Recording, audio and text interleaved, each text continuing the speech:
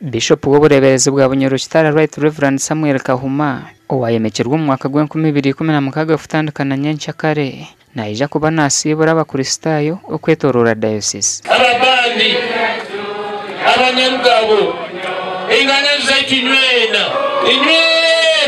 umuringo gwo kutanduka kusiburana yakoraho umukoro gwo kusima mu makajagarije kuhumuramo omucyaro cya Nyarugabo mu Ruhoima West Division omurembo rwa Hoima kali ninyongera kubasima tukusima habwenjwegyo baite enjwege rugiro mulinywe enjwego yanywe rugiro mulinywe so tukubasima muno mwebale bwona amakune agamutuolekya omukoro ogwo gwashombore nkuyanja y'abantu nikwe kubashaba kugira obuteka omukireko kurondora abe bishop ogwo kumuzombigere omuruliriza bomu arakomwa nuwogwo abandi mukunkaguzaga ngo nkubalekero hatina busobozi omukate bakakoma tintamu na voti kabama abantu 14 so abakora omanyiro bo mara kujoko bwahule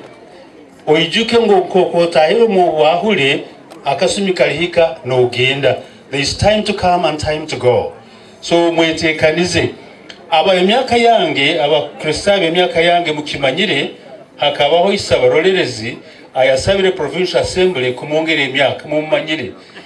Vika General wa Hoima Diocese Monsignor Robert Mugisha yijukereze byanyuma bukahuma yabira rya hakachiko akaruku gabemera mu Ruhoima nkwe kushaba abacyamano ba district okugumana batora n'abantu nkakahuma ahabwo kurwanisa obushomankuzi njuka Bishop Sam Riale nkoko Bishop Chamanyo agambire okarogensi oina ekigambo ky'obunano